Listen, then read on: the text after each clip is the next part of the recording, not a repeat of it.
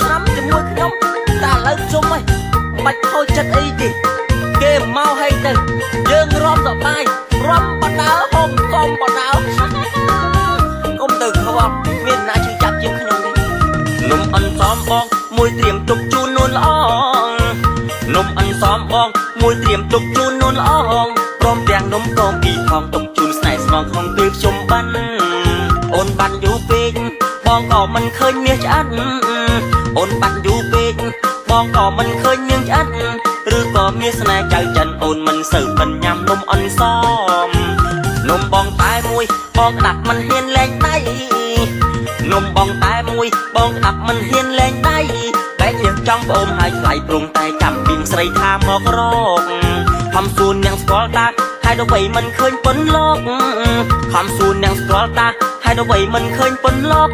គេថាអូននាងឈប់មកអូននៅក្រុងជ្រកញ៉ាំនំប៉័ងហើយ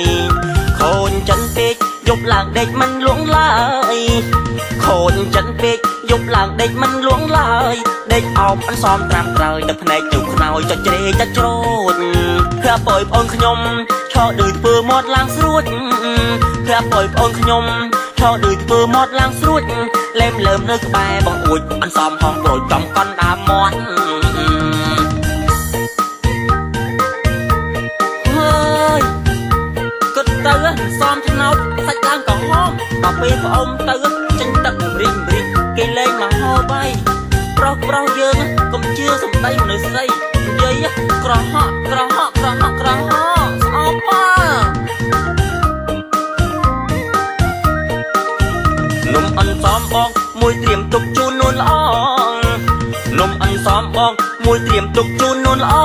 ព្រមទាំងនំកងពីផងទុកជូនស្នេហ៍ស្នងក្នុងពេលខ្ញុំបានអូនបានយូរពេកបងក៏មិនឃើញមាសឆ្អិនអូនបានយូរពេកបងក៏មិនឃើញនាងឆ្អិនឬក៏មានស្នេហ៍ចៅចិនអូនមិនសូវបិនញ៉ាំនំអន់សមនំបងតែមួយបងដាក់មិនហ៊ានលែងដៃ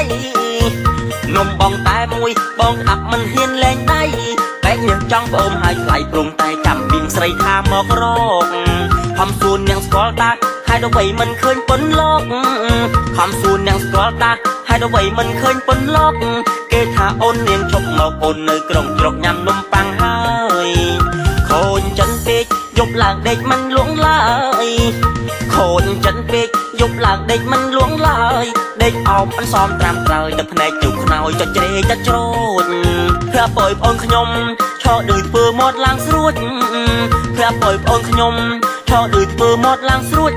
លែមលើមនៅក្បែរបងអួចអន្សមហងប្រូចចំកន់ដើមមាត់